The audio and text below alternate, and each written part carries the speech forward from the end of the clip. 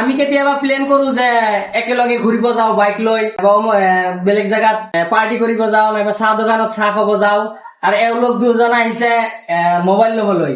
একেলগে আহিছে দুজনে 5G মোবাইল ললে। এটা ললে ৰিয়েলমিৰ 8S 5G হয়, 8GB ৰেম আছে, 128GB মেমৰি হয়।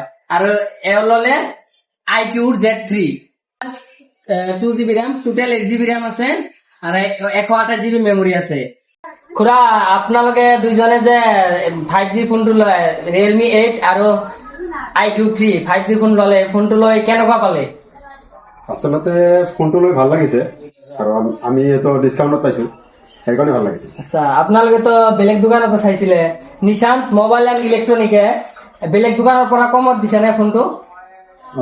নিশান্ত মোবাইলৰ দোকানটো হৈছে বহুত কমত দিছে বেলেগ দোকানৰ পৰা।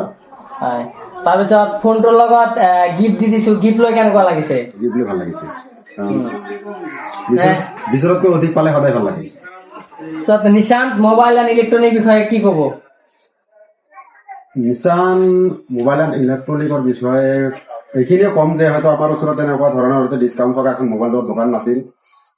এতিয়া আমাৰ ওচৰতে হয়তো আমি ডিছকাউণ্ট বহুতখিনি ডিছকাউণ্ট পাই মানে কম খৰচত মোবাইল এটা কিনিবলৈ পাইছো। আৰু মানে যিসকলে মোবাইল কিনিম বুলি ভাবে, হাতত তেনেকুৱা ধৰণৰ পইচা নাথাকে, আজি হয়তো কম পইচাত এটা মোবাইল কিনিব পাৰিব, সেইখিনি সুবিধা পাইছে। ব্ৰেণ্ড নিউ কণ্ডিশ্যন হয়, এইবিলাক আধা দামত পাই যাব। আপোনালোকে আহক নিশান্ত মোবাইল এণ্ড ইলেক্ট্ৰনিক। দাদা, আপোনালোক ক'ৰ পৰা আহিছে? আমি আচলতে আহিছো 2 নং বৰপথাৰ মৌখোৱাৰ পৰা, কিন্তু মোৰ এই মোবাইলটো মানে যাব বৰপেটালৈ। এই মোবাইলটো বৰপেটাৰ পৰা কিনিবলৈ পঠিয়াইছো। ময়ে কিনিছো মোবাইলটো, মোৰ নামতে কিনিছো।